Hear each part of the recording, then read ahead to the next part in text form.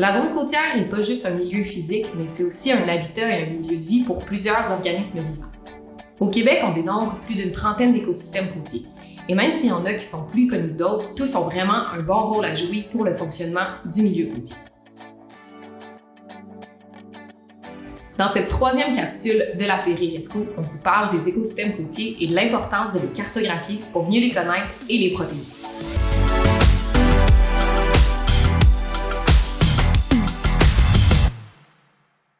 Un écosystème, c'est un ensemble d'êtres vivants qui interagissent entre eux et aussi avec le milieu naturel sur lequel ils vivent et en interaction dans cet environnement-là. Pour le projet Résilience côtière, on s'est vraiment intéressé aux écosystèmes intertidaux et infralittoraux. Donc, un écosystème intertidal, c'est qu'il se situe entre les marées hautes et les marées basses. Donc, des fois, il est inondé, des fois, il ne l'est pas.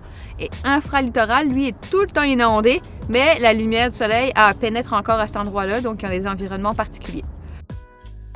Les écosystèmes côtiers, leur particularité principale, c'est qu'ils sont vraiment très petits par rapport aux écosystèmes sous-marins, océaniques ou terrestres. C'est très étroit, c'est une mince bande qui longe dans le fond les terres. Si on regarde l'estuaire ou le golfe du Saint-Laurent, c'est vraiment comme un petit trait de crayon. C'est vraiment très étroit. Pourtant, c'est un environnement très riche et très diversifié, étant donné qu'il est à l'interaction entre la terre, la mer puis l'air. Donc, malgré leur faible superficie, les écosystèmes côtiers ont leur propre importance tout en offrant des services écologiques. Les services écologiques sont en soi des avantages que l'humain peut retirer directement ou indirectement de la nature. C'est donc des services gratuits que la nature nous offre sans même qu'on y pense. Ça, c'est pas mal une des bonnes raisons pourquoi il faut protéger les écosystèmes côtiers.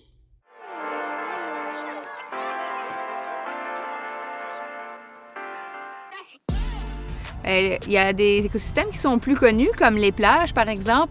Un de leurs rôles principaux, c'est d'atténuer l'énergie des vagues quand elles arrivent à la côte. Donc, ça limite un peu l'érosion puis le déferlement en arrière.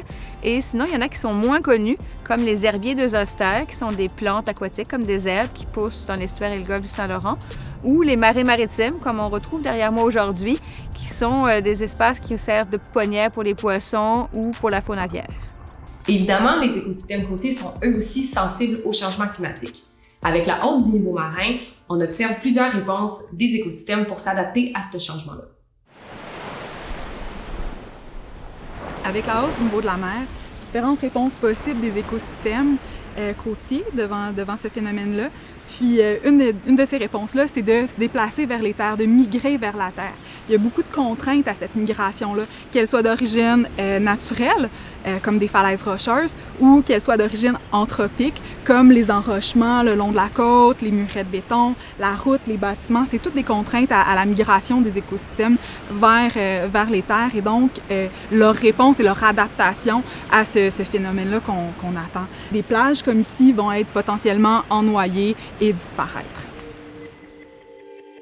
Mais qu'est-ce qu'on peut faire pour protéger les écosystèmes?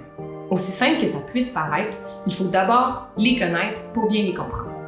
À ce jour, aucun inventaire des écosystèmes intertidaux a été fait à l'échelle de l'estuaire et du golfe du Saint-Laurent, ce qui implique vraiment une méconnaissance des écosystèmes côtiers, mais aussi de tous les bienfaits qu'ils peuvent nous amener. Dans la cartographie des écosystèmes côtiers, on a couvert un énorme territoire. On est parti à l'est des chutes Montmorency à Québec. On a couvert toute la Côte-Nord jusqu'à la Basse-Côte-Nord. Puis sur la rive sud, on est parti à l'est de Berthier. On a couvert toute la Gaspésie, la baie des Chaleurs et les îles de la Madeleine. On est une grande équipe pluridisciplinaire qui avons créé la cartographie des écosystèmes côtiers. Donc autant des géographes, des géomorphologues, des biologistes, des géomaticiens. C'est un travail qui est fait en collaboration aussi avec le ministère des Pêches et Océans Canada. C'est vraiment une cartographie qui est surfacique, donc qui est faite à l'aide de polygones. On est arrivé à créer ces polygones-là avec une segmentation qui est semi-automatique. Par contre, ce résultat-là doit être validé. Donc, on redécoupe, on remodèle ces polygones-là pour avoir vraiment un polygone qui est représentatif de l'écosystème. C'est avec des images aériennes qu'on affiche en infrarouge qui nous permet vraiment de bien voir la végétation qu'on a caractérisé nos écosystèmes. Chaque végétation a vraiment sa petite teinte de rouge qui nous permet de bien l'identifier. Mais on va aller caractériser vraiment tout ce qu'on peut voir sur la photographie aérienne. Donc, autant l'étagement sur le profil côtier, donc est-ce qu'on se retrouve dans le haut, le bas estran, le substrat, donc est-ce que c'est du sable, de la roche, le pourcentage de recouvrement végétal et aussi quel type de végétation qu'on retrouve dans ce polygone-là.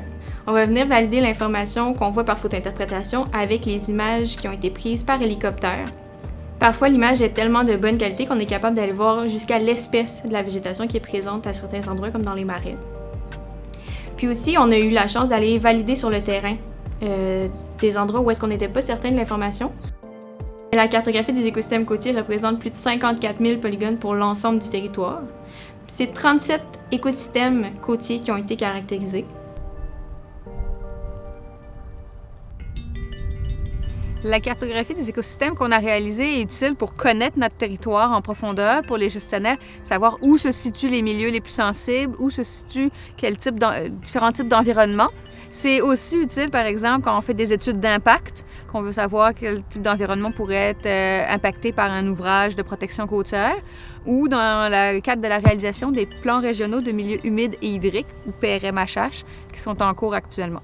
La cartographie va aussi servir dans le cadre du projet Résilience côtière pour d'autres chantiers, comme l'indice de vulnérabilité ou analyser la sensibilité des écosystèmes à des perturbations ou l'espace disponible à leur migration. Il faut bien connaître l'environnement avant de pouvoir aller faire des études plus poussées sur ces milieux-là. Dans la prochaine capsule, on s'intéresse aux usages et aux activités pratiquées le long de la zone côtière.